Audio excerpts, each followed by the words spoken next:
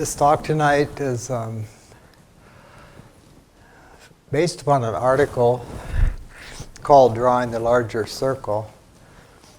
And if you're an internet type and you're at all intrigued by anything that gets said here tonight, all of which is pretty much from this article called Drawing the Larger Circle, if you want to check it out, you can check it out on the internet by going to if you don't get this now and want to get it, this thing I'm about to give now, come up afterward and I'll give it to you. But you go to www.theosophy, theosophy.com, and when you get there, you click on something called Hermes, Hermes, and when you get to the next screen, you click on alphabetical. And it's got all the articles on that site in alphabetical order. So when you come to the C's, you'll find, or D's, you'll find Drawing the Larger Circle. And you can read it for yourself if you're so inclined. Hi. It's one of those articles that's there's not one wasted word. So it's not the easiest to read. And there's no downtime in it.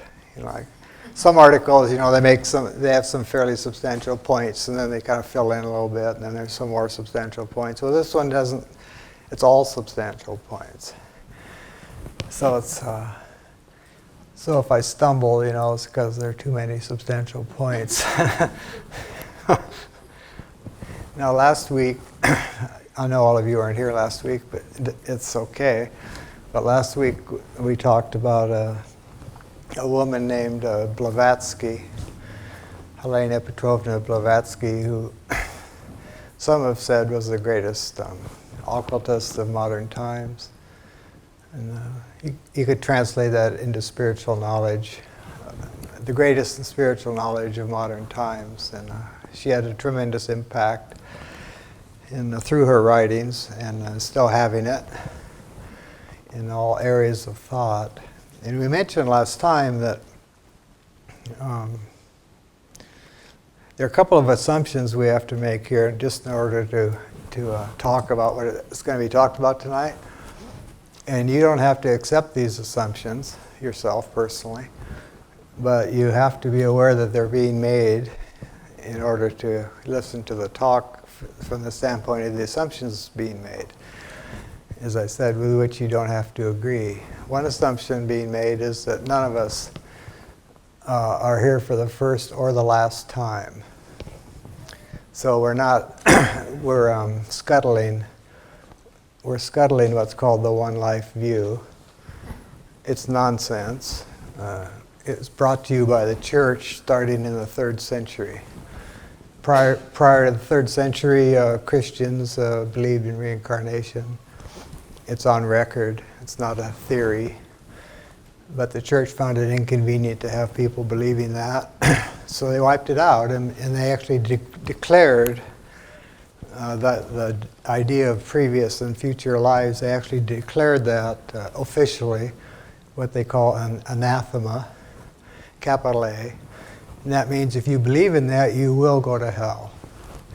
So they weren't messing around when they got rid of reincarnation.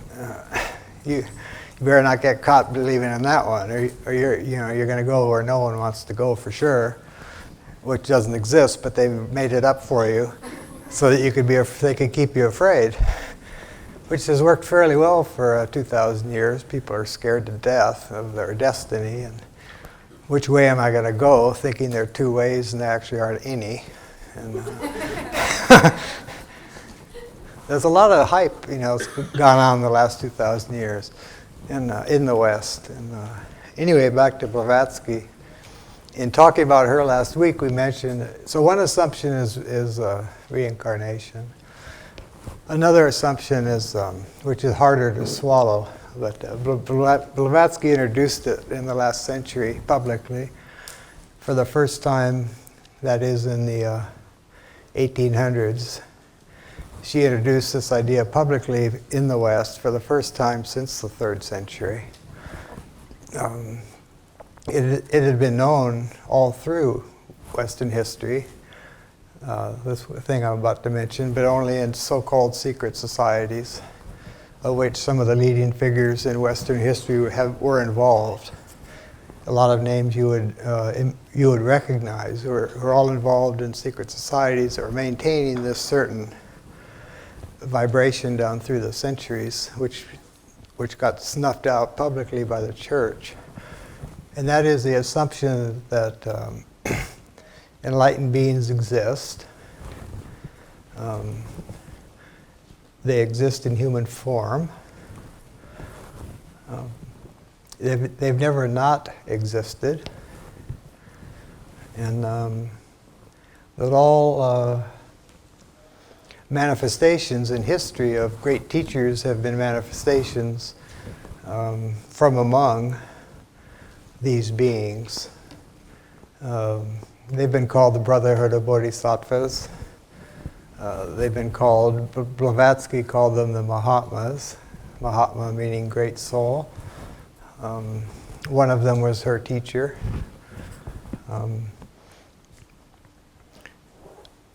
These are beings who, an assumption we're making here, these are beings who allegedly, to whom the actual past of human history is an open door. And the future of human history is also quite wide open. They can see both. And all through history, they've made attempts to influence humanity in whatever way could be done, given the complexities of human karma that can't be interfered with in a law-governed universe. So in the 14th century, a Buddhist monk called Tsongkhapa, who reformed Buddhism at that time, which had already become somewhat corrupt.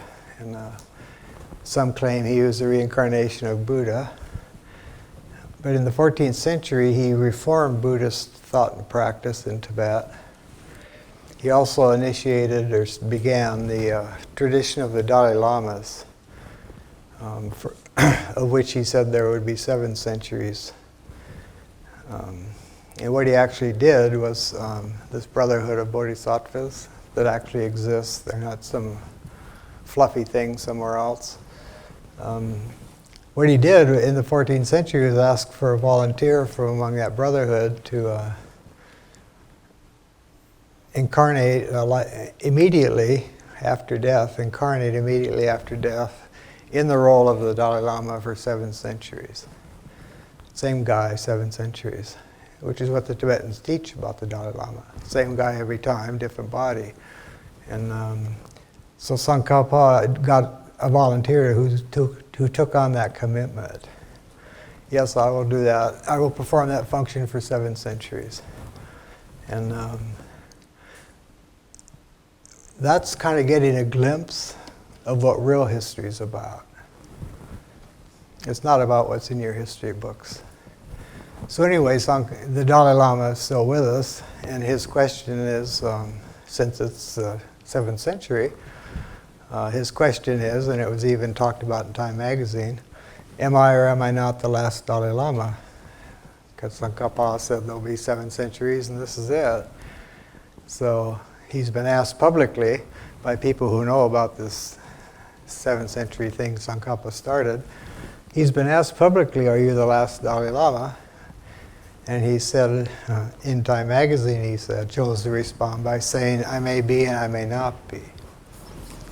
So we don't know. But Tsongkhapa started that tradition. And he also started another tradition in the 14th century. And this is traceable, just like the Dalai Lama tradition is traceable. He started another tradition in the 14th century that involved sending someone from this Brotherhood of Bodhisattvas, sending someone from that brotherhood to the West in the last 25 years of each century for 7 centuries to try to bring some level of insight and knowledge and spirituality to the West, which I didn't have any going. And So supposedly there are going to be 7 cycles of these people showing up in the last 25 years of each century bringing something. And I'm not going to go into all that tonight, but just like the Dalai Lama tradition can be traced back Dalai Lama by Dalai Lama, so too can this tradition of sending someone in the last 75 years of each century to the West. That too has been and can be traced. And fairly major things have occurred around these people who've been sent to the West through history, including the French Revolution, the American Revolution. Things like mesmerism, which Mesmer, quote unquote, discovered, and found that he could heal people just by putting his mind on a certain level of vibration and touching them, and they'd be healed. And he called that mesmerism. And he said it has to do with what he called magnetic forces.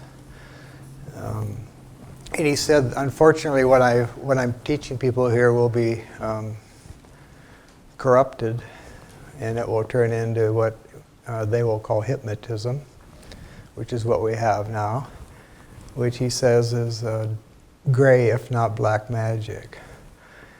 But what he taught is actually quite different, and there are whole books about him if you're interested, Mesmer. And then there are 2 other people in the same century as Mesmer, 18th. Mesmer died being regarded as a charlatan. Then there's a man named Saint Germain, who some of you may have heard of. His name gets batted around the New Age movement, unfortunately. And he apparently had more to do with the political side of things and relative to the Russian-American Revolution. And he too died in disgrace. And all these beings always die in disgrace. It's part of the deal coming in. And because they represent truth and present it. And if you've read Plato's allegory of the cave, then you know that the presentation of truth isn't well received by people who think they already have it. And so Blavatsky, there are these, what they called impulsions in the last 75 years of each century to the West. And the one for the 19th century was this Blavatsky woman, who we talked about last week. And we won't talk further about what she taught. I mean, everything she wrote's on the internet if you're interested. But one of the things she was asked to do, in addition to writing all these books she wrote, which influenced people like Einstein and others, one of the things she was asked to do was start a society so people could study the perennial philosophy, which is just a way of saying, so people could study what's been taught in every single age. It's always been the same. Different people, different words, same message. So start a society where people could be taught the wisdom of the ages. And she started such a society and called it the Theosophical Society. And it spread fairly widely in her lifetime, and quite a number of people got involved with it, a few thousands. And she was told to start it, she said, by her teacher. So she did, and it flourished. And after it had been going not too many years, she was told to start a section within the society where the more advanced students could study the more advanced teachings, other than just the ones being given out publicly. And so she was instructed to start a group which wouldn't be public, which she called the esoteric section, where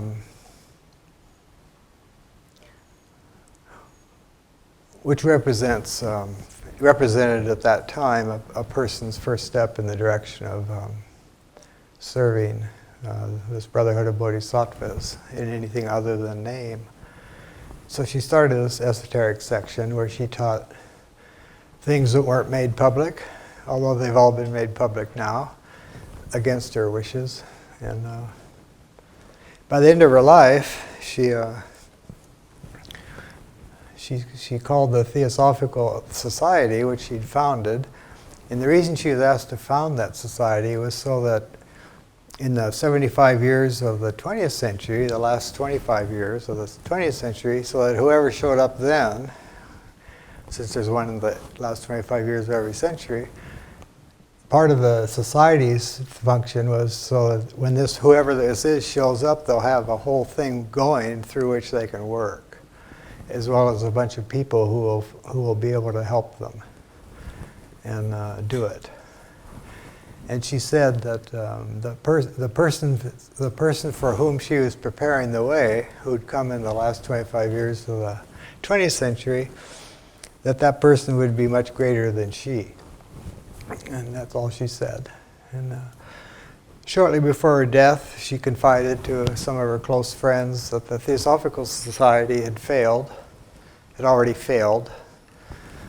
And what that meant to her was that it had already severed its connection with this brotherhood. There was no connection. They just had a bunch of books they were studying and becoming experts on and so forth, and talking the same language with a bunch of other people.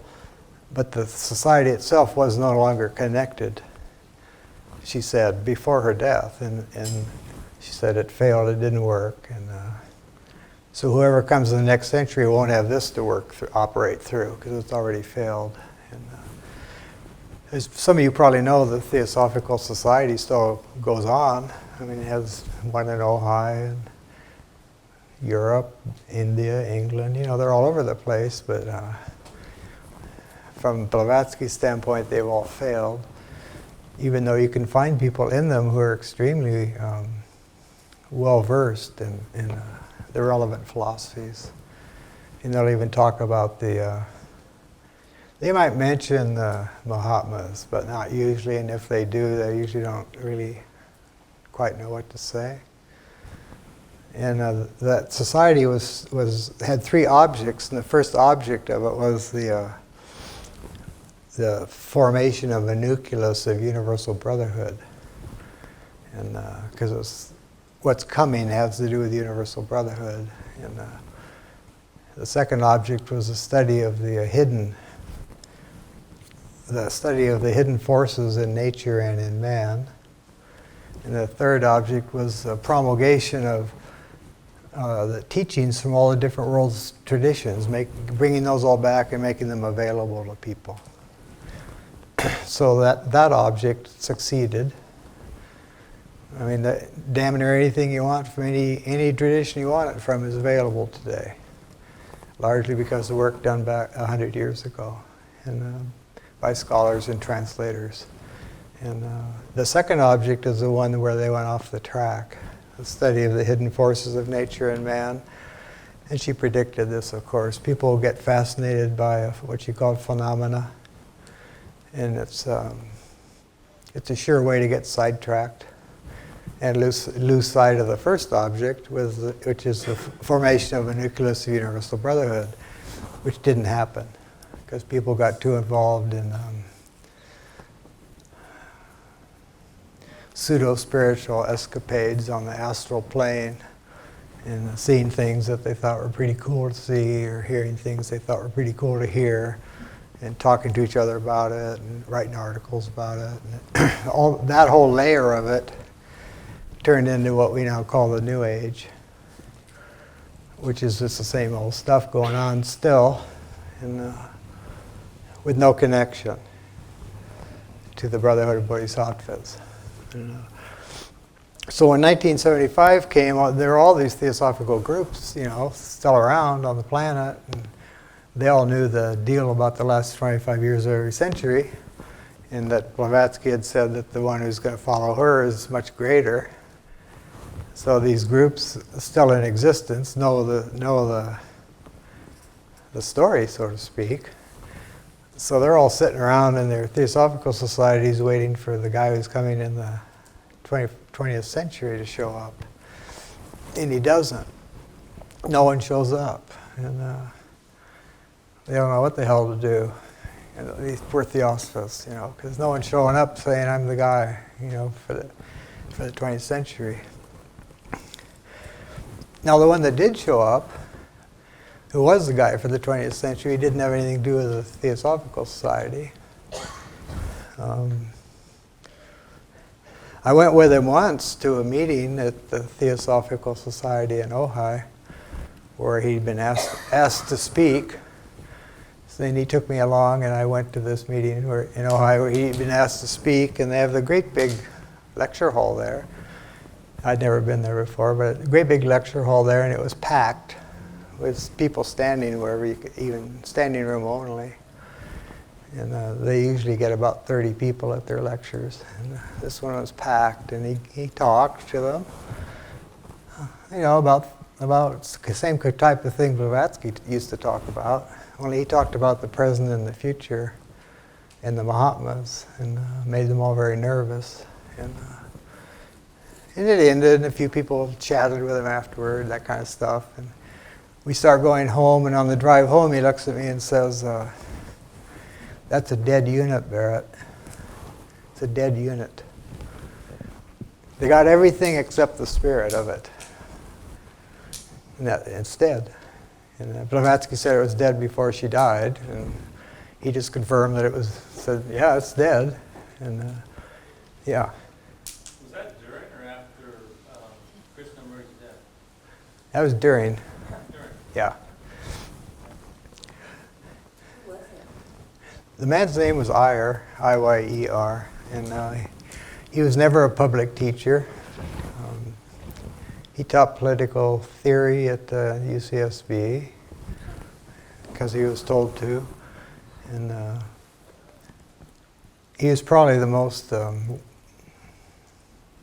respected and mind-blowing teacher on the campus, and he changed thousands of people's lives through classes. He never talked about theosophy or anything we're going to talk about tonight in his classes. He kept it to whatever they're supposed to talk about. And I'm not going to go into that whole thing except to say that I spent 21 years around him, and I saw people from every walk of life and from very many countries and from relatively elevated positions to relatively unelevated positions seek him out with their questions. And I don't know how they knew to seek him out, because he wasn't putting up any ads anywhere. So I saw some pretty remarkable things occur. And part of what he did was he was putting a lot of things into print too, and he had a group of people around him help putting these things in print and helping to do other things. And it was pretty gnarly being around him. And there weren't many around him a lot, because there weren't many who could handle it or who were ready to be, because it wasn't easy. It wasn't like being around some, oh, la-di-da, all is one, isn't it wonderful? Peace and love. Yeah, it wasn't about that at all. And so people wanted that, had to go somewhere else. To someone who promises that, you can get that for $1,500 weekend somewhere. All is one, la-di-da. Aren't we all happy? We're already enlightened. Meanwhile, the bombs are dropping. So there seems to be some slight problem here with the idea that we're all enlightened already. So he had a few people quite close in who spent a lot of time with him, and then kind of went out in circles, not literally, but you could think of it that way. And he tells me in 1975 hasn't even come yet, the last 25 years type trip. He tells me in 1971 that he'll die in disgrace, and he gives me the details of how that will occur in 1971. And he also tells me in 1971 that all these people around me, Barrett, who think they're so devoted to me and to the Brotherhood of Bodhisattvas, all these people who strike you as being so incredibly devoted, they'll all turn against me at the end. He tells me in 1971, and I think no way, that's off the chart. I know these people, I watched them around him, Right on, they all did. So he ended up with most of the people who knew him thinking he was insane, or had been insane, and/or a Machiavellian dictator of some kind. You know, he just had a lot of people under his sway, and that's pretty much. In other words, he died like Blavatsky did, scorned and slandered. And he told me about it 28 years before it happened. But I went through a lot with him, and it's kind of what my life's about. And so he wrote a lot of articles, and actually what he did was he gave a lot of talks that got recorded, and then they got transcribed into these articles that got published in a magazine. And these articles are now in print. There are also a number of books by him in print that are perhaps worth looking at if you're interested in the perspective of someone whose perspective isn't bound to any particular period of time. So in this article, Drawing the Larger Circle, now these are all his ideas, not mine. I'm just, he used to talk about an army, being in an army, and he said, you know, the army does have like a chief of staff and has generals and stuff, but most of what it is a bunch of privates. And he said, if you're serious about this thing and you have to see yourself some way, you still have a need to identify yourself, it would be best to identify yourself as a private in the army, and you'll have, that way you're probably being somewhat authentic in relation to even the sergeants, let alone the generals. So this Brotherhood of Bodhisattvas has it's not really a hierarchy, but there are different levels of development in it, and the entry level is as a private. And, but most people don't get to the entry level because there's so many people promising the end at the beginning, and even you know, doable in a weekend or two. You know, do this weekend and you'll be there. Whereas in fact, the person probably taking them through the weekend hasn't even started himself in any meaningful way.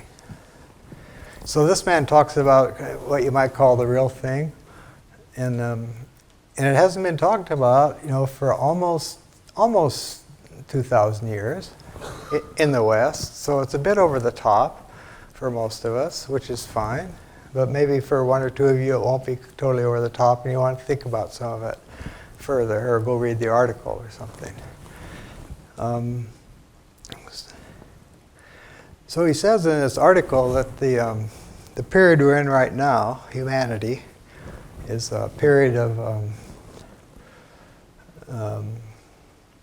wherein so-called momentous choices are going to be being made. Momentous choices are going to be being made by both individuals and nations. And that the karma of the time is such that even though it might not be apparent from watching TV or reading the newspaper, the time we're in, and he might be talking of a 100-year time frame here, starting about 1963. The time frame we're in right now is such that most of the cultural structures and social structures that have been more or less in place, and the so-called religious structures that have pretty much been in place for 1,800 years, are all going to gradually start meaning less and less to people. Meaning less and less to people.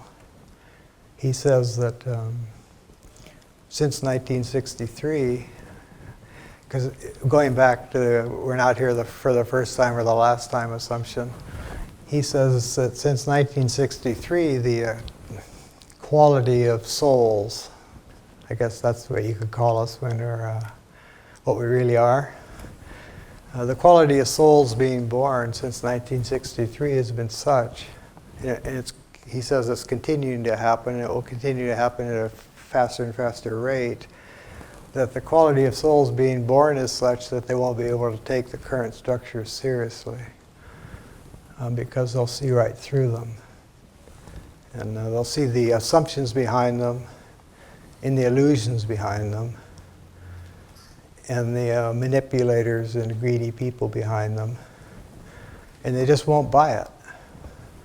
And he says at first this will be just a few people here and there, the odd person here, the odd person there. Just this can't be it. This can't be what human existence is about. You know, having if we're all souls, and we're here to learn something, the current structures aren't really providing us with very much learning. And he says that in the West, especially, where people have the rather excessive identification with their body, that is, when they think of the word I, it has to do with what they see in a mirror. So when people have an excessive identification with the body, and they have a one-life view. So on the one hand, I think I'm this body that has a name hooked onto it. And at the same time, I think I only got one life and this is it. He says that by the time a person with that kind of picture in their head, by the time that person starts to age, they start getting nervous and fearful. Because the older one gets, the easier it is to look back and see the choices one has made, and the choices, the alternatives that existed at some point back there that weren't taken. And usually the older one gets, the more clearly one looks back and the more futile it all seems. And if it's all going to end when this body dies, a lot of people end with a lot of sense of futility.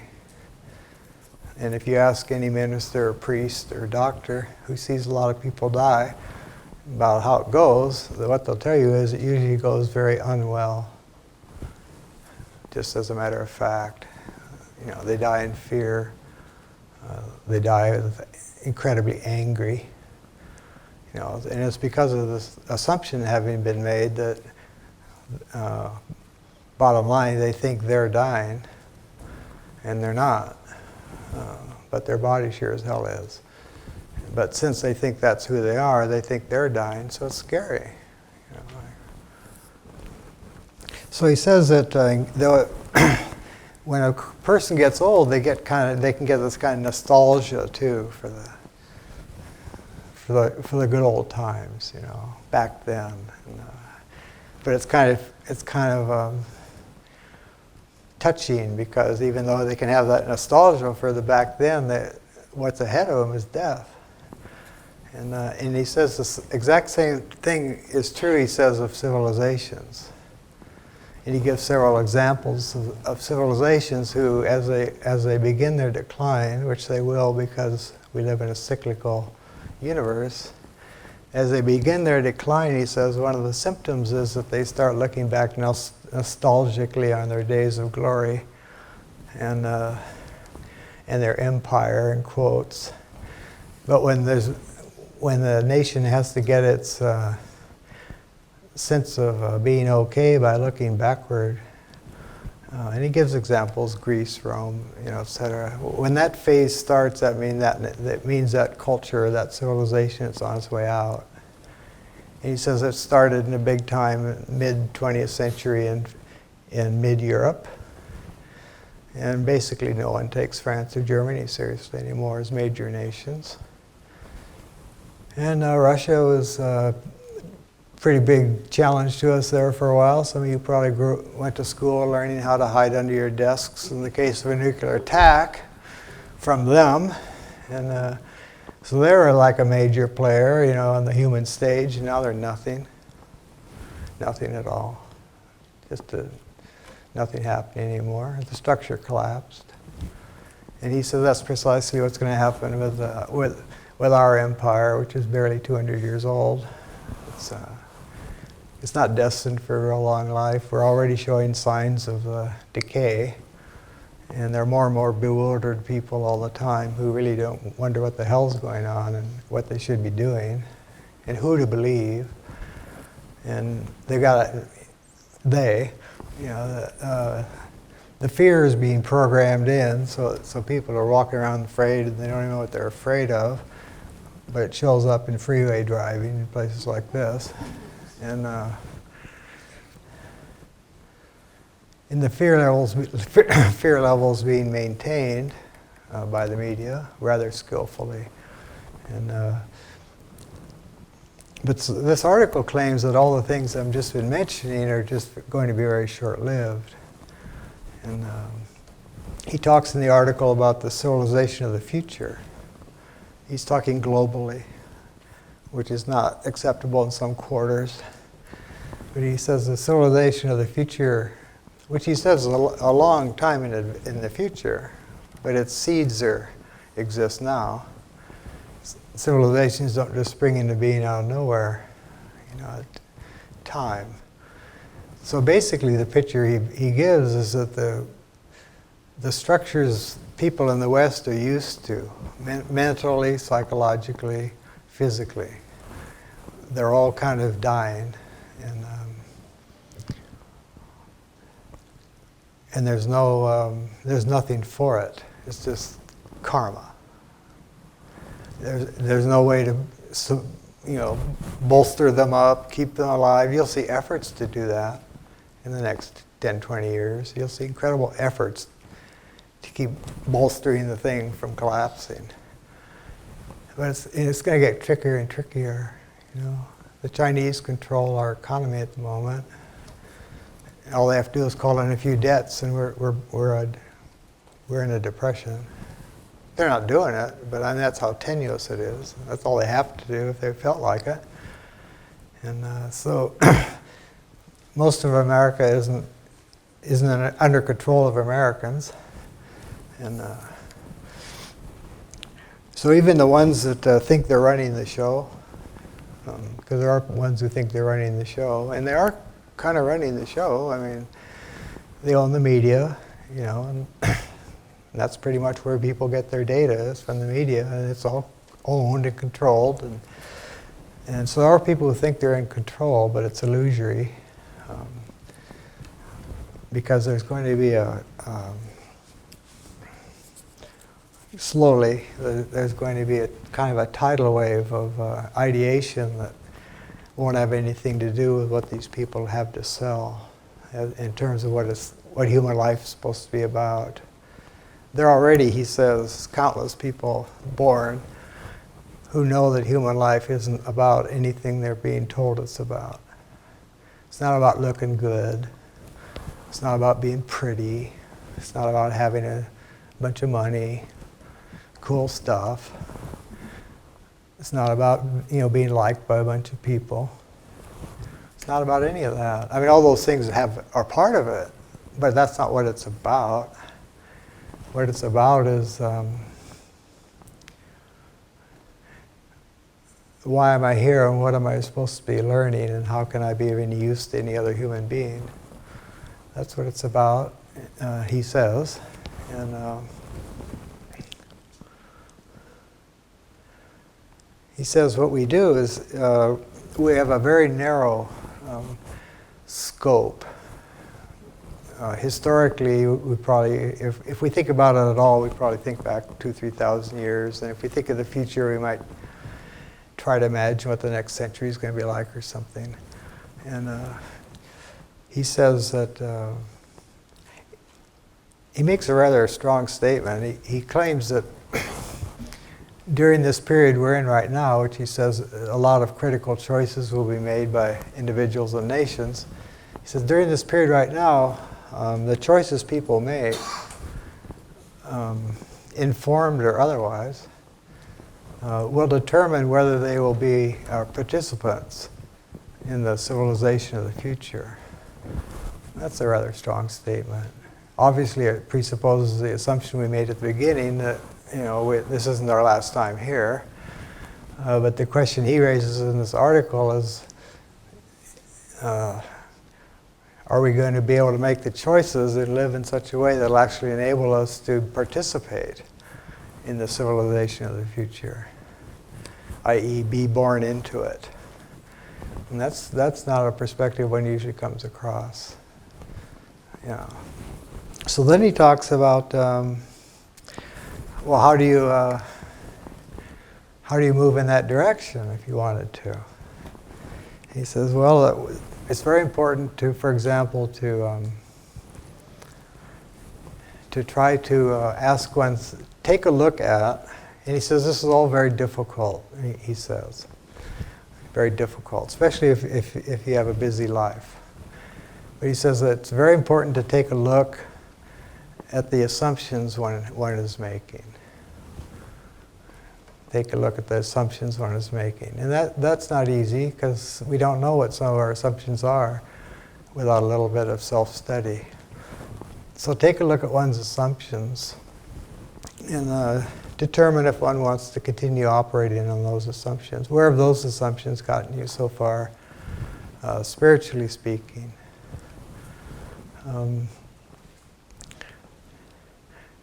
He says if you're willing to look closely at your assumptions, then you might begin to have the courage to take a look, he says, at the unedited, what he calls the unedited view of your life so far.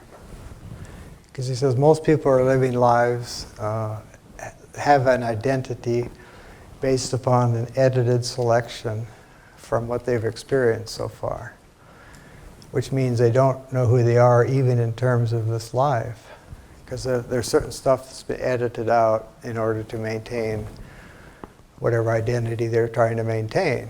They couldn't maintain if this stuff was allowed into it, so it's edited out. So he says one of the things that's very important to do, which he says is difficult and takes time, is to try to get more in direct contact with the unedited version of your life, which requires a certain amount of detachment so that one can look at it rather objectively without any judgments. Oh, that's cool or that's horrible. Just forget all that. Just the actual, what's the movie been like so far? The movie you call your life. Just play the movie back. And there it is. Not good, not bad, there it is, unedited version. And he says if you can get to the unedited version of your life, which anybody can, it's just the question of moving in that direction. He says if you can get to the unedited view of your life, then you have a chance of perhaps seriously undertaking the spiritual journey. But it can't really be seriously undertaken unless one knows who's undertaking it, which involves the unedited version. Not just my spiritual side is going to go on a spiritual journey, but the rest of this over here, I'll just not think about at the moment. No, it's either all or nothing. The real thing's either all or nothing. It's all of you or it's none of you who's striking out on the spiritual path. It's not some special little elemental you invent called my spiritual search self. So it does its little thing, from time to time, and the rest of the time it's all the stuff that's been edited out that's creeping back in. That has to be kind of, get out of there. You're not supposed to be there. Yeah, so that's part of where the preparation is that no need to edit. And if a person gets to the point of no editing, then their gaze, you might say, on the horizon broadens considerably. He says this is very difficult to attain initially, moving into this level of it where you're kind of watching detachedly your life so far. And he says it might help to understand what this means if one can imagine, just imagine, that there are beings alive today who can see with relative accuracy 1,000 years back and 1,000 years in the future. Now, if one can imagine that, you don't have to believe it, but if you imagine it, there are beings who can look back 1,000 years, forward 1,000 years, not necessarily in detail, but just in terms of broad outlines, then that means in principle anybody can move in that direction, which would be in itself quite an expansion of consciousness for most of us. I mean, can you imagine walking through your day within a 2,000-year time frame rather than just Friday? It's different, and it's also true, because we are timeless beings, but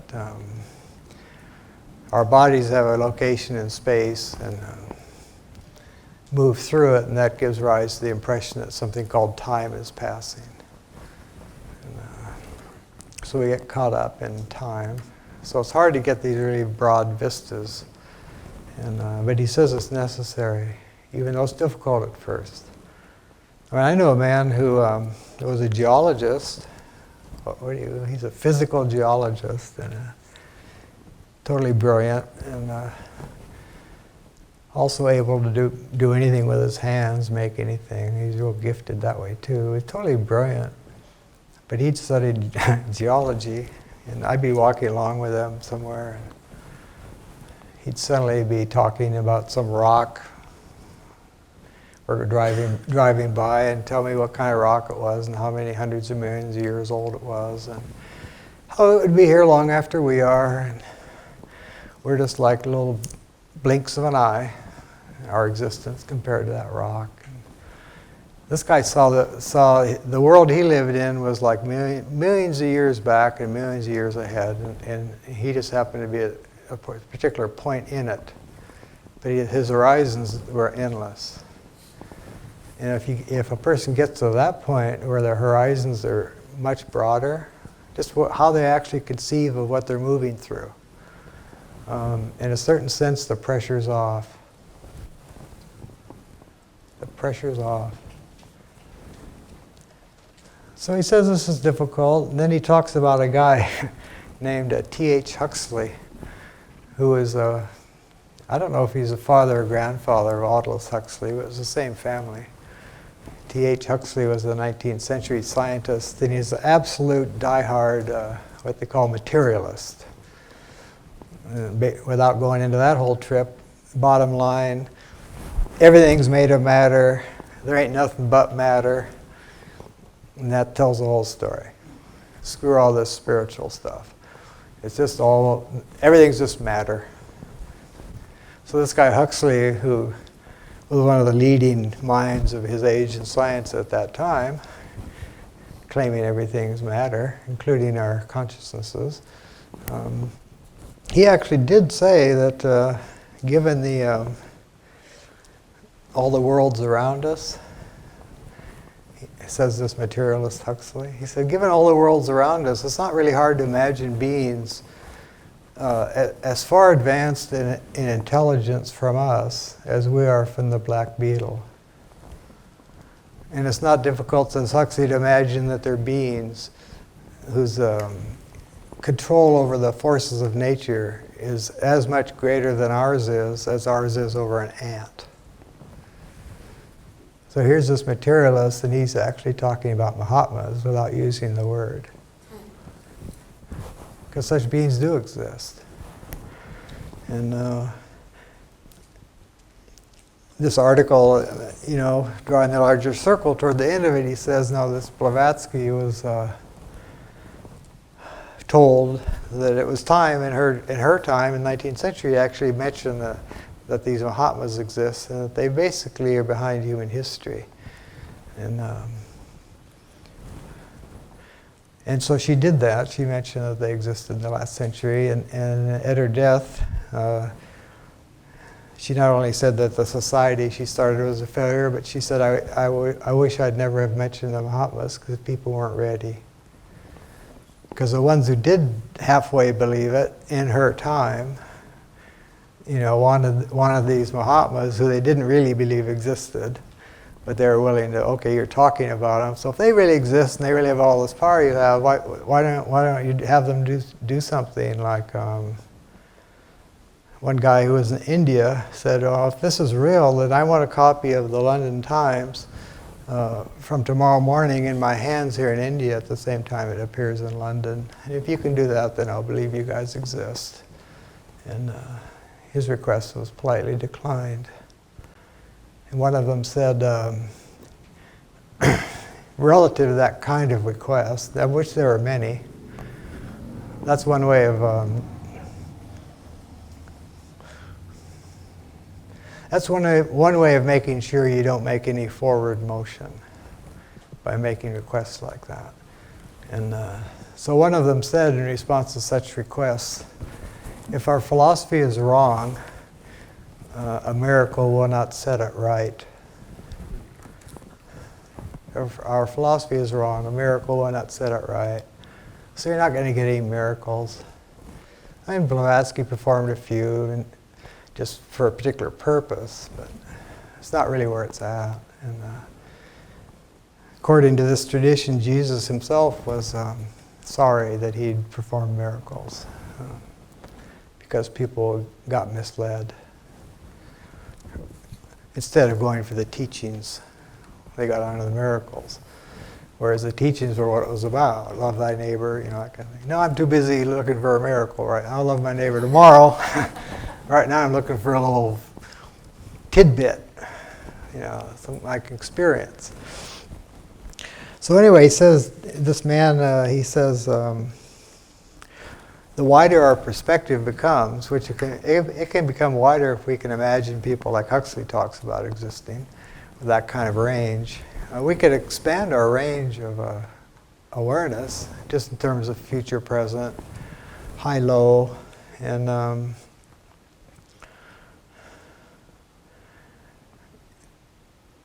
it turns out that the greater the range of our framework, the more choices we'll see that are available to us, because the broader the range, the more calmness there is. That's kind of a spiritual given. So if someone's got a very wide range that they're actually existing in, they will be fairly calm. They won't have all the pressure of a one-life view coming down on them. And, that's a lot of pressure. So apparently as a person becomes calmer, they start seeing more clearly the actual choices they have in front of them in this lifetime. And one of the things such a person has to do is, he says, is that they have to come to try to understand the karma that they, so to speak, are stuck with in this lifetime, and the karma that's manifesting in this lifetime that they're living. And within that karma that's manifesting in this lifetime that they're living, they have to, and all this takes time and effort, they have to come to see which of that karma can be changed in this lifetime and which probably cannot be. Because we're talking lines of karma that are coming down, many lives. And some of them are so strong they probably can't reasonably be expected to be changed from this point to the moment of death. So what can I change between this point and the moment of death? And he says one's energies would be much better spent on changing what one can,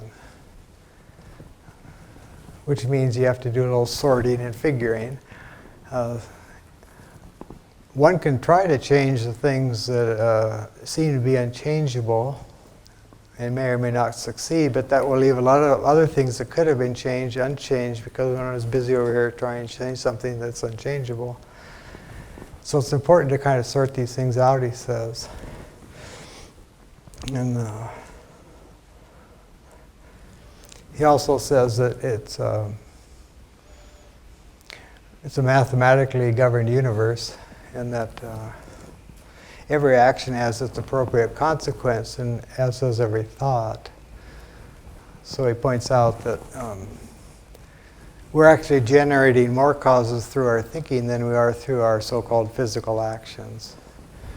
And he says the more refined the level of thinking from which on which those thoughts are occurring, the more powerful effect those thoughts will have. But even somebody who's just muddling through life, having a bunch of random thoughts all day, all those thoughts are causes. But since they're not very well thought out or enlightened ones, they're just going to lead to more muddle in the future. Like what you put in is what you get out type thing. So the idea is to kind of learn how to, not just so one can participate in the civilization of the future, but maybe so one can be a more decent human being now. One has to start, he says, examining, as we said before, one's assumptions, and also trying to move to the point where the spiritual undertaking relative to fully enlightened beings makes sense as something one might wish to undertake. And were it to make sense, he says anyone who's serious about helping humanity, which is what these sages are about, helping humanity move toward enlightenment over millions of years. If one's interested in this activity, he says, it may occur that they'll have, at some point, they may have an experience of some sort, outside or inside, that will give them a glimpse of the actual possibility of what we're talking about. And once a person gets such a glimpse, he says, they can never go back.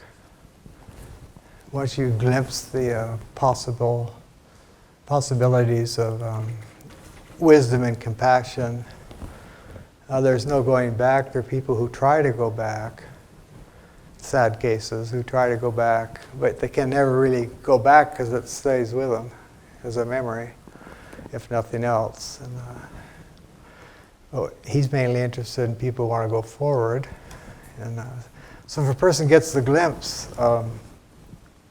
they're kind of on their way because they're going to want to know more. What was that? Where did it come from? Where can I learn more?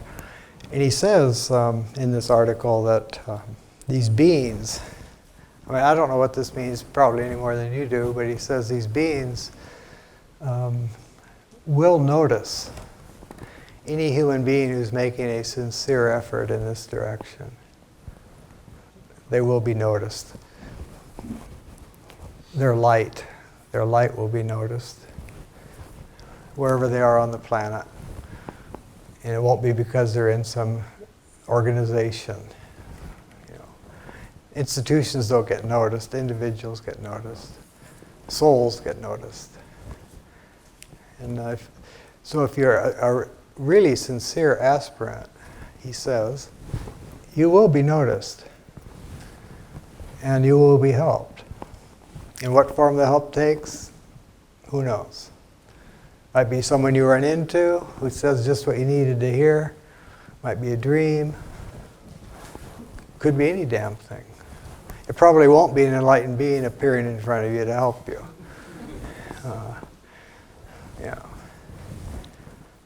And even if one did appear in front of us to help us, we probably wouldn't recognize him as a enlightened being to begin with, because his hair was wrong or some damn thing. He wasn't dressed like one.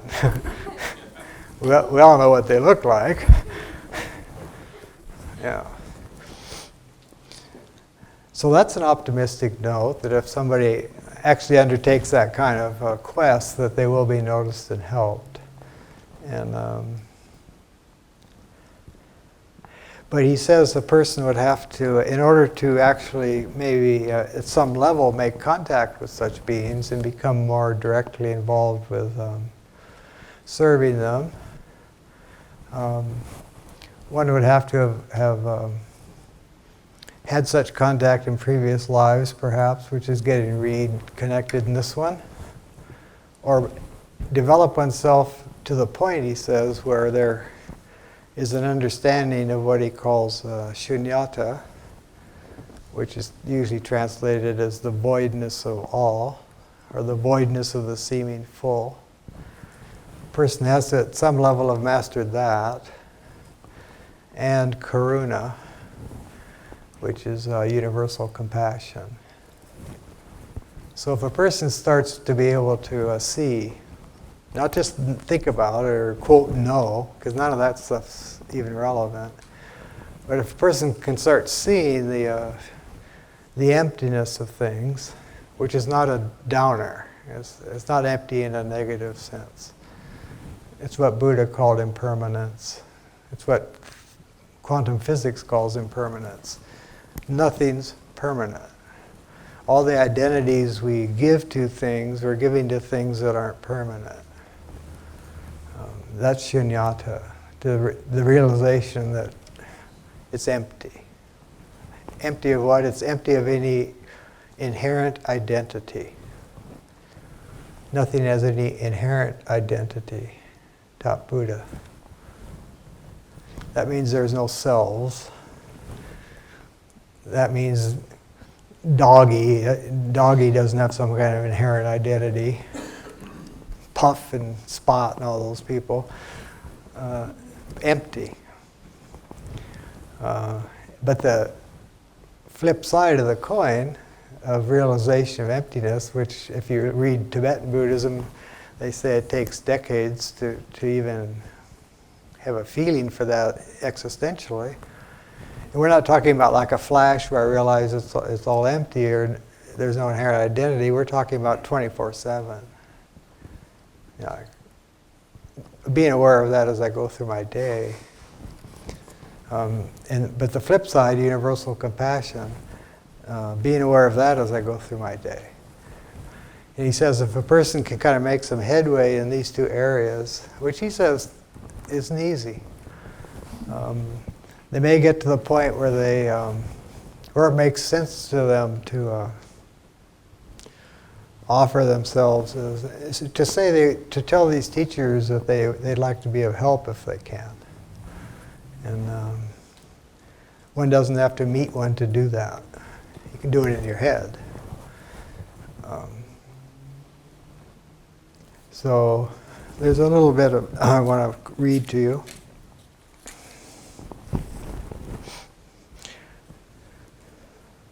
He also mentions that what he calls the rationitive mind, our fine minds that kind of figure everything out and reason things and make connections. He says the way the mind has been developed in the West, again, since about the 3rd century, has been basically to rationalize its wants and needs and limits. So the mind in the West over the past almost 2,000 years has gotten very adept at rationalizing its wants, needs, and its own limits. And the other thing that's gone on while this mind's taught itself how to look at things this way is that I lost my train of thought. Yeah, I don't know. Anyway, he talks about the mind losing it, being used this way. Oh yeah, the other thing is that on top of this, which most people don't know because they're not like philosophy majors or something, and even most philosophy majors don't really know it because they don't get it, even though they get an A on their exam. Plato was one of these people from this brotherhood that we've been talking about. And his star pupil, Aristotle, who never was allowed into Plato's esoteric section. Aristotle became the philosopher who dominated Western thought. He taught about the opposite of Plato, and the church bases most of its theology upon Aristotle's thinking. And we don't need to go into this whole thing, but the bottom line is that because of Aristotle, primarily people in the West tend to think in terms of dichotomies. Dichotomies. Good, bad, right, wrong, up, down, heaven, hell. Just dichotomies. And dichotomies like this have nothing to do with reality at all.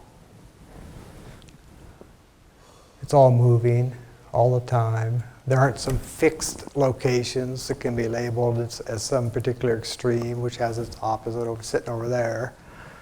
Even yin and yang aren't usually correctly understood if they're made to be seen as different from each other in some kind of fundamental way.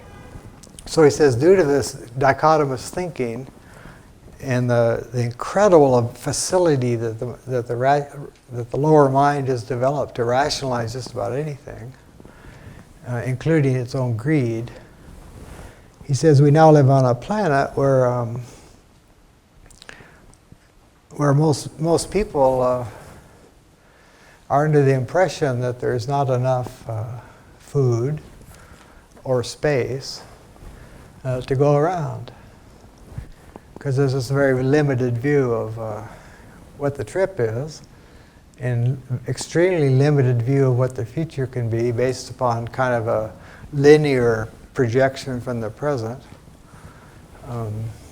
So people project it linearly ahead, and it doesn't look too good. And nations too have used the lower mind to rationalize their needs and wants and limits. So basically what he says is that this mind, that basically what's going on in the West collectively, this mind has no real answers for the problems of our time, is what he says. They're not going to come out of that mind. No real answers. And that's why you're not hearing any real answers anywhere. Not from the powers that be. And when he talks about people making choices, he says some of us think, well, if we just make a certain choice along a certain direction, then if we do that, then kind of everything else will fall into place. And he says that's a mistaken form of thinking also, because energy can't be every place at once. So in a law-governed universe, whatever direction you're taking, that's the direction you're taking. It doesn't mean that everything else is going to follow right along. Yeah, so it's a matter of a lot of consciousness as to where one's directing one's energies in terms of making causes.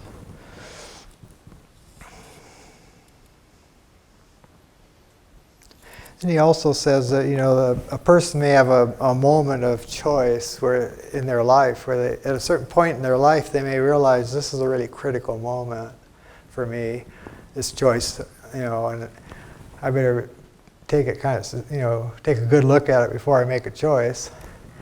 He says in every life there are these critical moments of choice, and that in most lives they're not recognized as such until one's further down the road and then looks back and says, oh, well, if I'd done that, true, but you did this instead.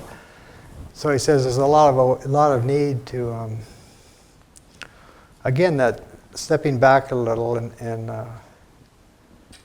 keeping track of the choices with which one is presented and what one's doing with them, because they may be much more significant than they appear. And we're not talking about so-called big choices. It could be little choices. Some of you are crazy enough to make connections between little teeny things that happen and somewhere, and then as a result, this huge thing happens, and you never would have known from the little teeny thing, but that's where it went. So those are the kind of choices that he's talking about, being more aware. And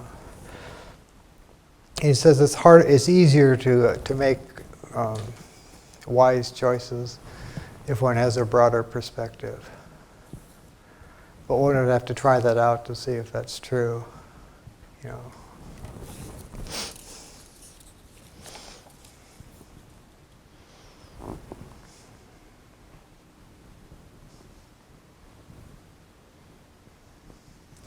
he talks about in this article about, having said all that has already been said, then he directly starts talking about something I've never talked about myself publicly, and he rarely did, but it's in print.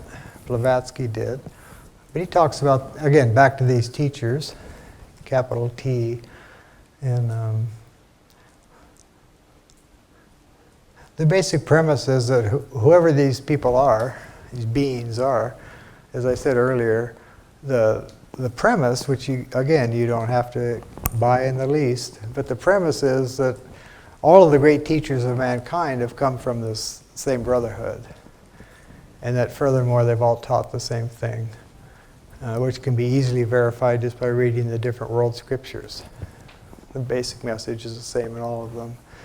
What's done with it afterward, that's a whole other matter, and it's not to do with the teacher.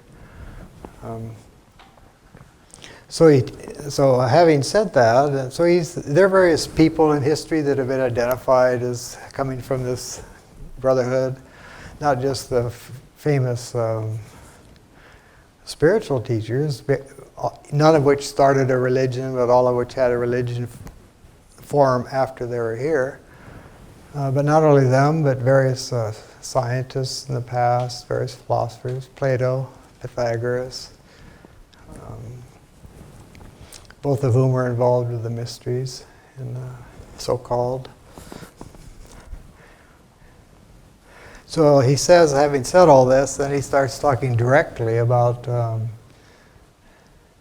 now if you wanted to become they call it Chela, C-H-E-L-A. In the Christian tradition, it's called disciple, like Jesus' disciples.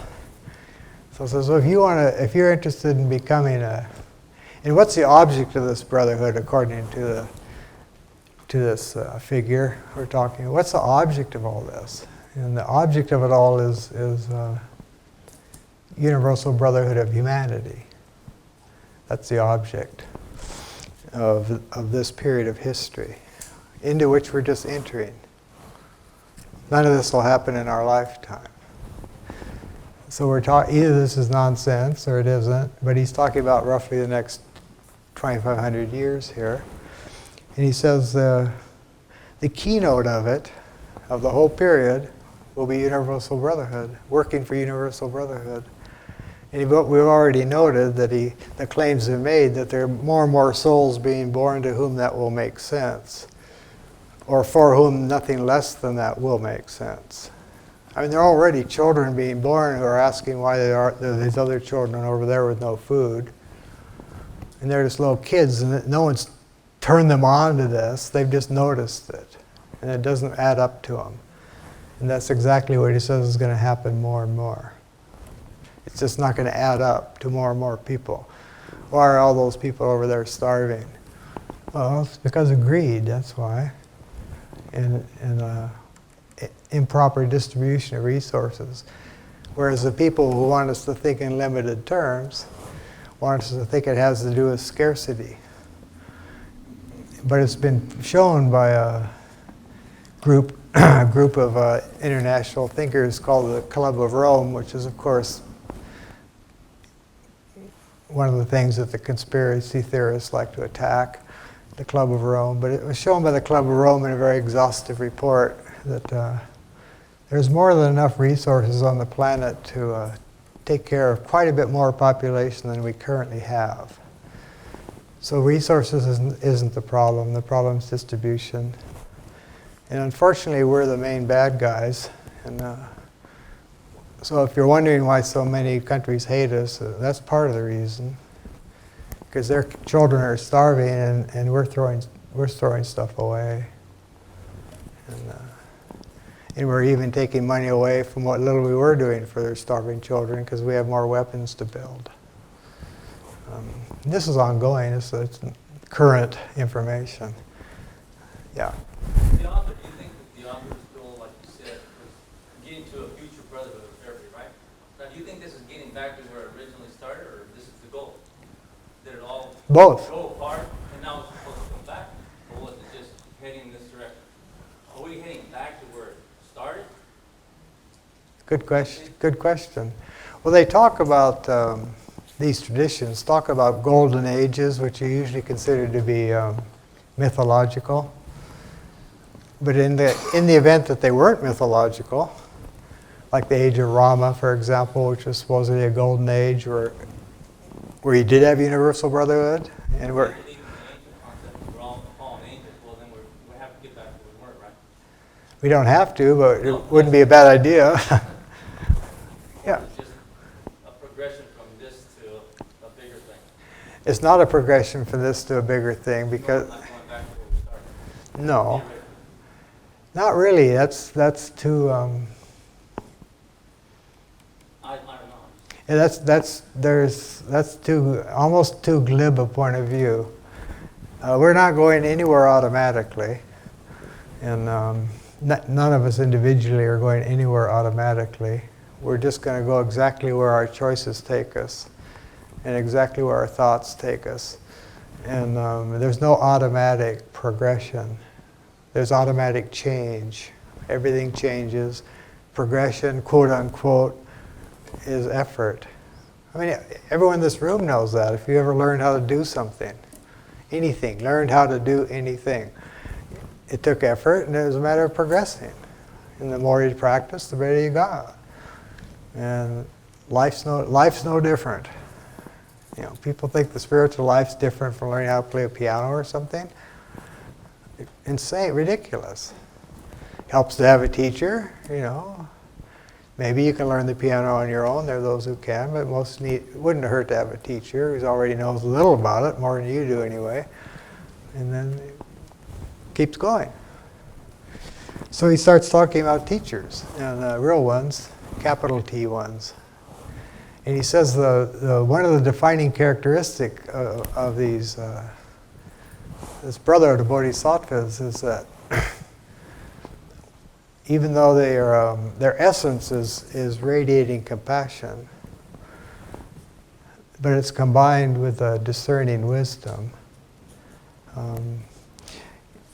He quotes a verse from the Rig Veda, R-I-G Veda.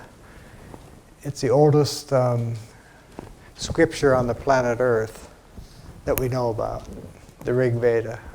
It's the oldest one we have. First spiritual utterance written down on the planet that we know about.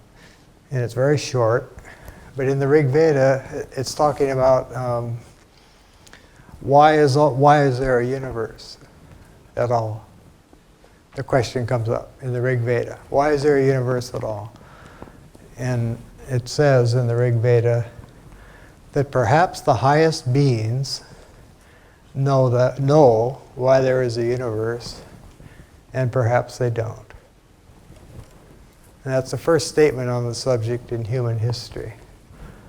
And the man writing this article says that's the hallmark of such a being, is that high level of agnosticism. Do not know why it's here, even the highest beings. And that's how you recognize one of them. They don't claim to know everything. They might see 1,000 years into the future. They might see millenniums into the past. They don't know why this is all happening. Nor do they pretend to. So that's pretty cool. You know, great. You know, and that means it's okay for us, in spite of Socrates getting killed for telling us it was okay for us. That means it's okay for us not to know everything, which is another burden off our backs. Cool. You know, someone can come up and ask me something, I can say I don't know and be telling the truth. That's cool. That'll cut a lot of conversations short.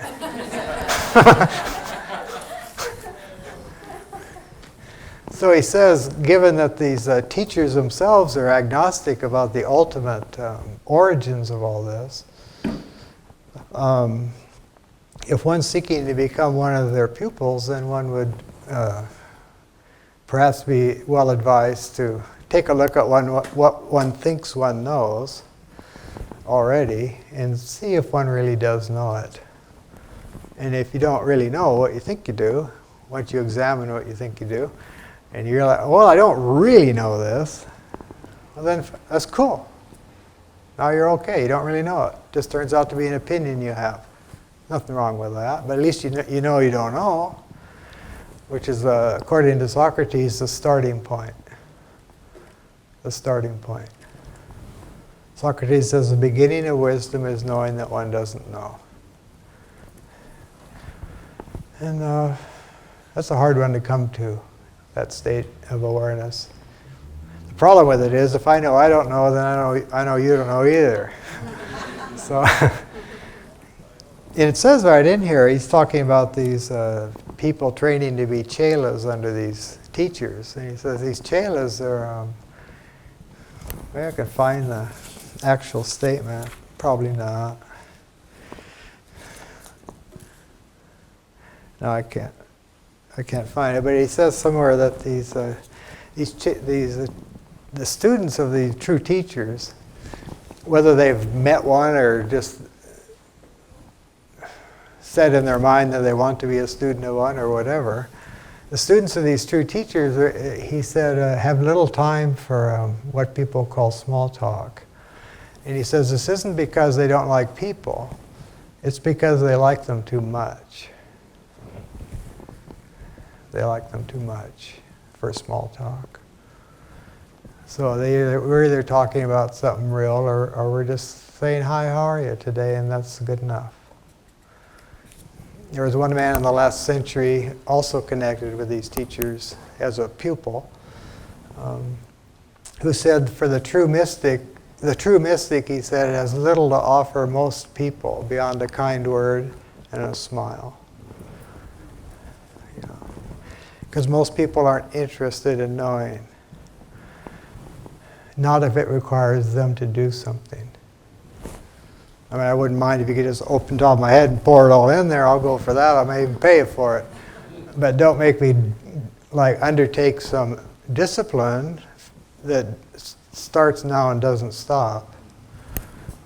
It's not like something I'll do for a few weeks and then I'll be cool. It's like once you start, there's no stopping. And even if you get born into the next so-called civilization of the future, there's still no stopping. Because there's still more you can do and more you can learn. And the more you learn, the better a servant you are. Because these beings, they said in the last century, they wrote a bunch of letters to people in the last century, these beings. And their originals of them are in the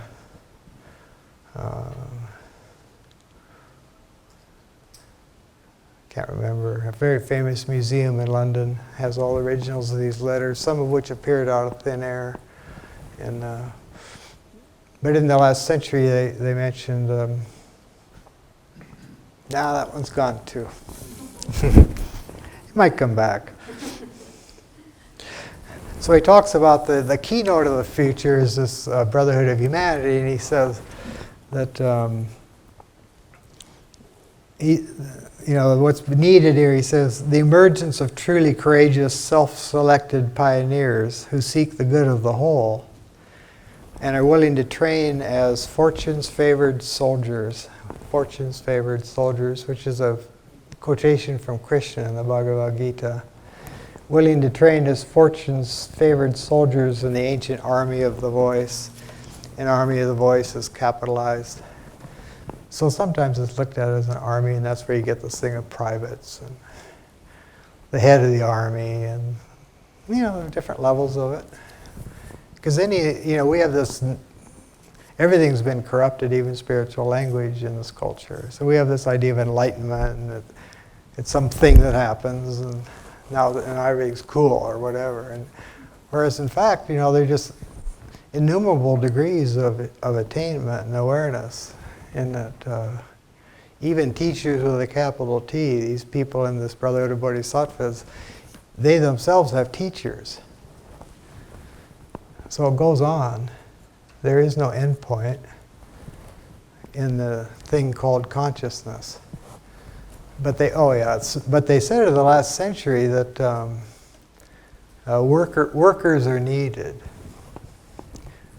There aren't that many human beings on the earth who are actually interested in working toward the betterment of humanity as a whole.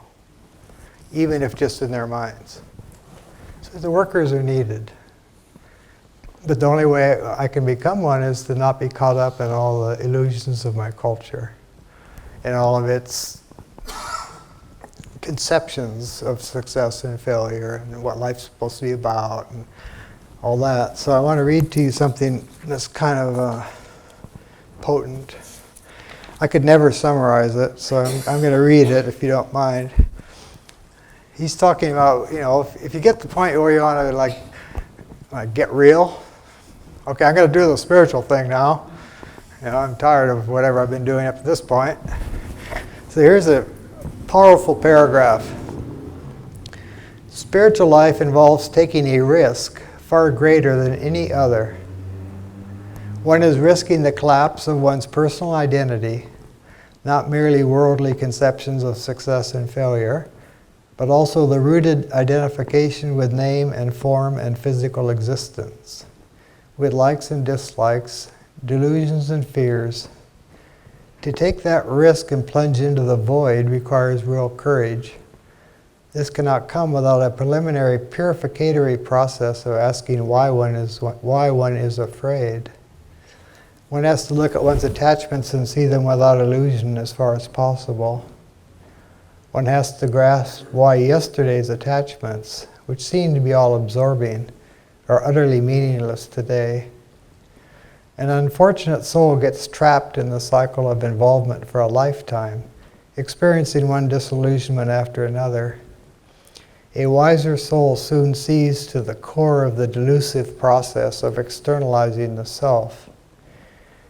Herein lies the great enigma of the noetic, higher mind, the noetic variation among human beings, not in terms not only of environment and heredity, but even more in the appreciation of the karma brought into this life, the karma shared with others, and the karma being engendered by oneself.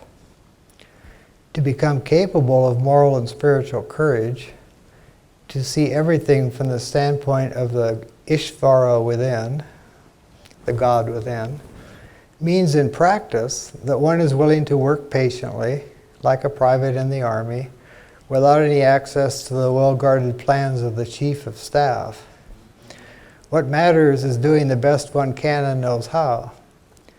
To master this mental posture is to come closer to the sacred orbit of the Brotherhood of Bodhisattvas. They can see every stumbling mountain climber, every little lamp, from the terrace of enlightenment. They instantaneously see what they call the Tathagata light, the spirit of true devotion, abstention from fault-finding, and altruism in thought, word, and deed. So that's a fairly potent statement of what the spiritual life's about. And like he says, it's a far greater risk than any other because most of what we hold dear is what has to go. And that's why he says before plunging into the void, the voidness of the seeming full. Before plunging into the void, this purificatory thing has to happen where I need to become aware of what I'm afraid of. And if I can become aware of what I'm afraid of, just objectively, then and kind of see how real that is, then I might be ready to take this plunge he's talking about into the void, which isn't the place. I mean, we're in it, but we don't see it as the void. We see it as a room full of people with names and forms and histories and all this, which is all true. But it's not the reality. And, so I like the part about without any access to the well-guarded plans of the chief of staff. I mean, I like the notion that there is a chief of staff, and but I also like the idea that I don't have to worry about what his plans are. I'm just a private, This is people try to second guess history, Good luck.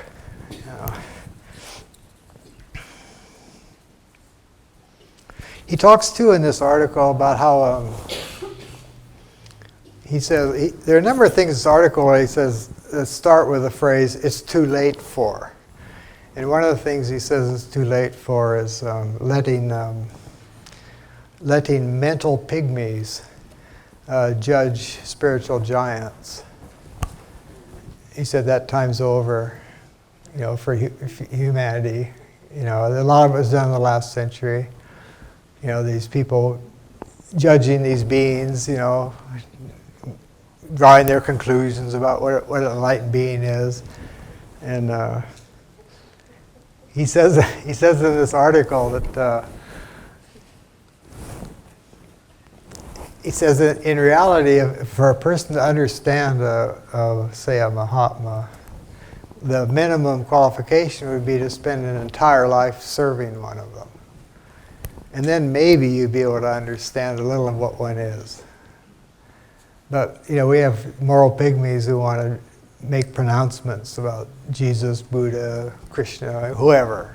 Oh yeah, I know what he was all about. People around him didn't even know what he was all about. How can you possibly know what he was all about? That's the thing with these real teachers. Most of what they're doing isn't being done on this plane at all. It's being done on the plane of causes, and very potent causes, and that's why they can talk about the next 2,500 years, because they're the ones laying down the causes, and not for every little detail, but broad outlines. But he says that the future has got to do with the universal brotherhood. The keynote, he says, is the universal brotherhood, and which was the first object of the Theosophical Society, as we mentioned earlier.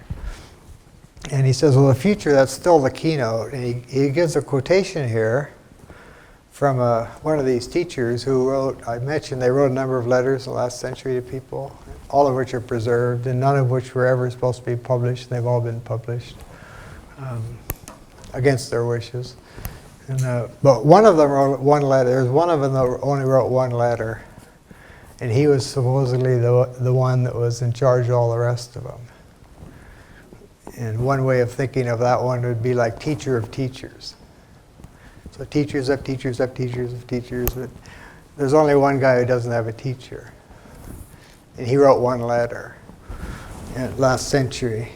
And he's talking about universal brotherhood being where it's going to be going, whether little individual nations like it or not.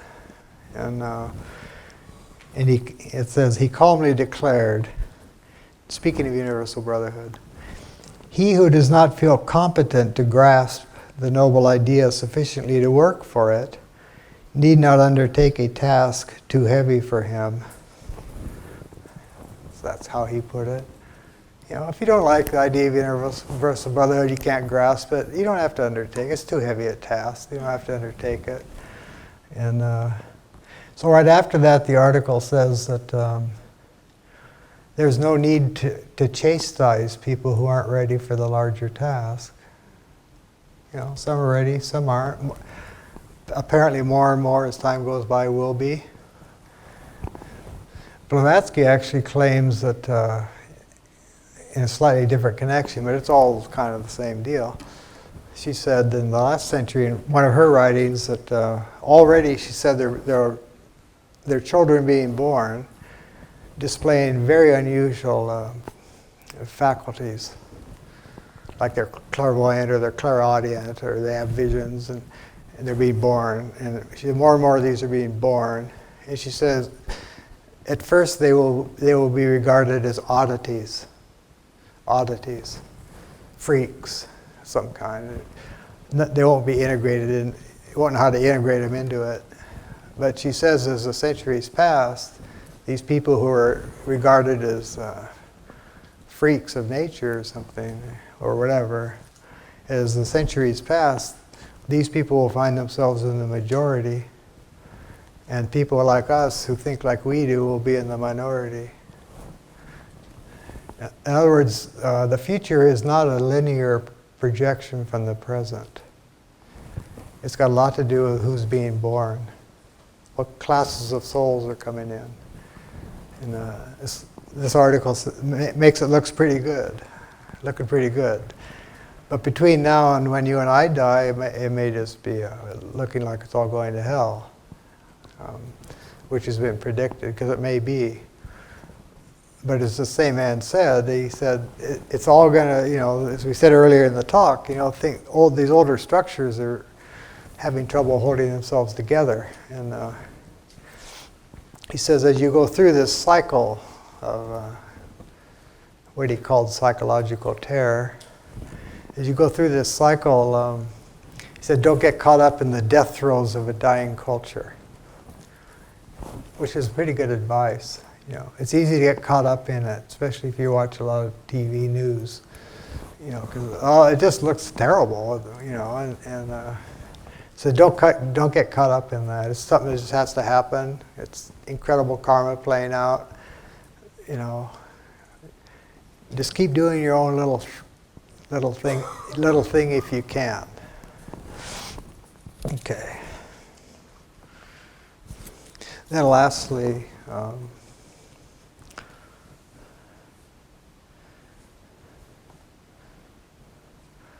I'll just read this last sentence.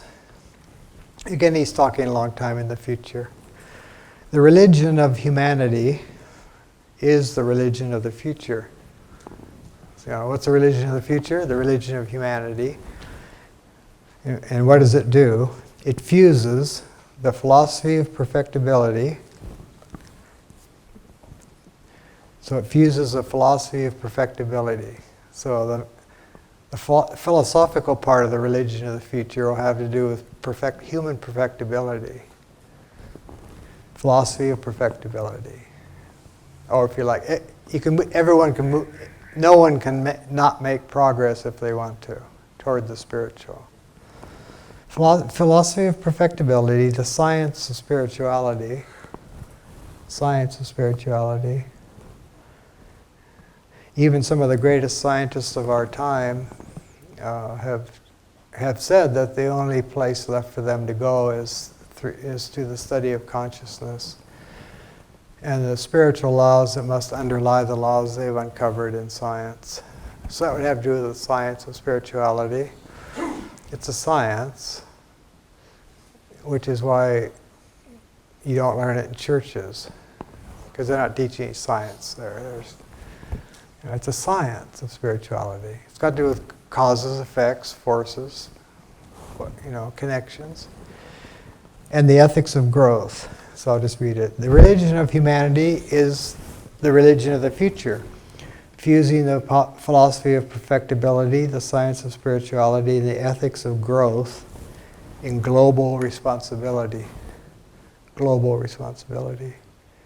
So all these people that are so deathly afraid that it's all going to turn into one big global thing and it's going to be terrible because where's our power going to be if it's also one big global thing? All those people who are afraid of that happening, they're just going to get more and more afraid because it's happening. It's happening self-evidently in economics. It's a global economy, if you know what that is. Don't know what it is, that's cool, but if you do know what it is, you know it is one. It's global now. No country is controlling it anymore. And we already got, they say the internet's in its kindergarten stage, they say, and there's already more available on it than ever has been available to human beings in human history before. And they say it's in its kindergarten phase. And there are already kids growing up all over the planet, 4, 5, 6 years old, and they're talking to each other thousands of miles apart and becoming friends. And it's going to be pretty damn hard to convince them that the one they've been talking to for 10 years is their enemy. It's now time to go drop some bombs on him. Why would he drop them? That's my friend Jimmy. We've been talking for 10 years. It's global. You got kids who are into a global consciousness. And their parents don't know what to do about it. Because their trip is not as narrow as the trip their parents are on. It's a bigger trip. They're in a bigger world, and it's a cyber world. And it's connecting everything together. even the bad guys, so-called, who want to hold up all the old structures, they're having harder trouble holding them up because all the weird stuff they're up to gets leaked onto the internet now. So if you know where to go, you can find out what's happening. Because you don't have to be a deep throat in a parking garage anymore, like in Watergate, because now you can just go online and be a deep throat. Just put it right out there, they can't trace it back to you, and it's out there. Whatever you want to know, it's like you can find out what's happening, but you got to know where to look. So it is becoming more and more global. We're just seeing the beginnings of it.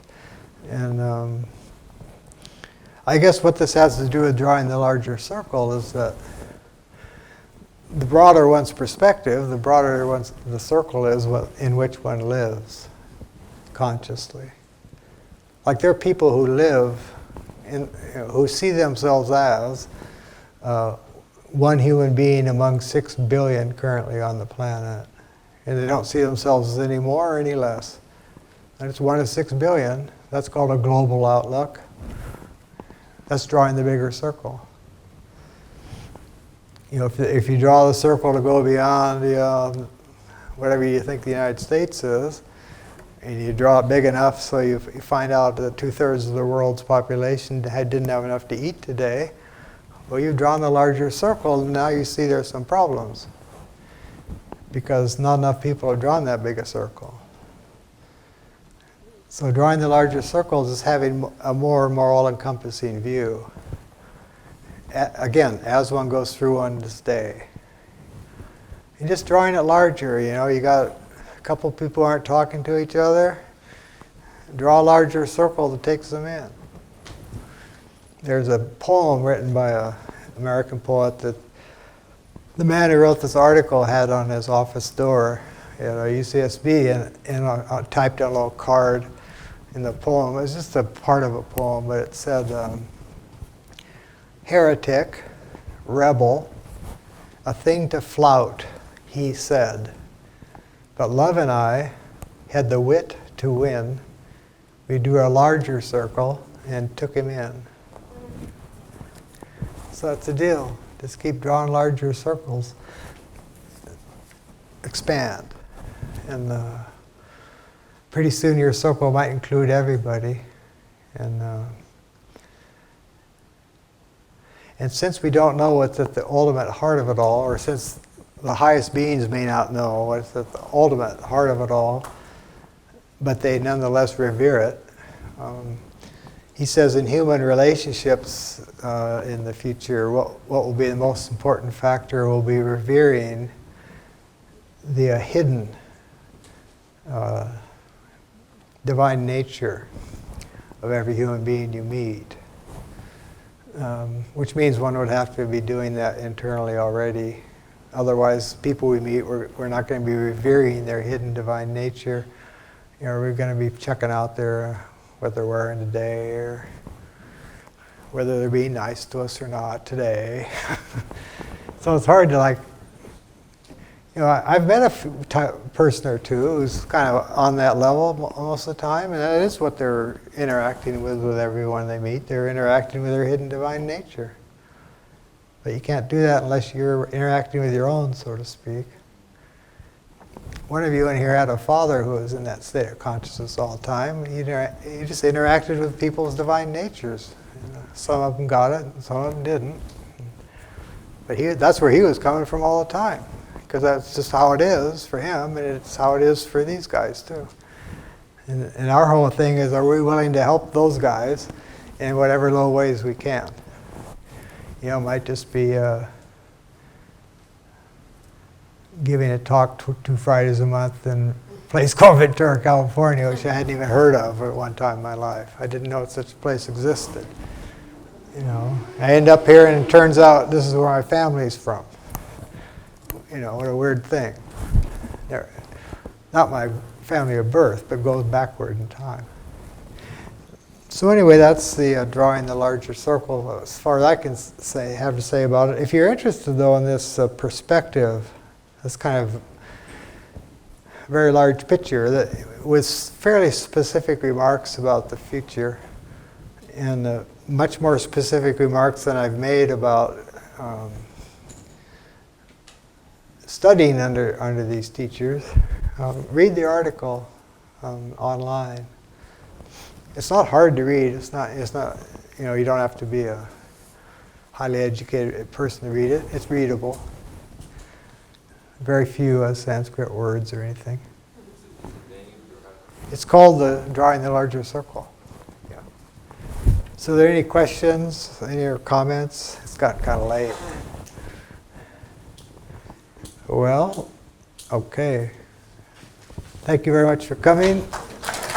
Yep.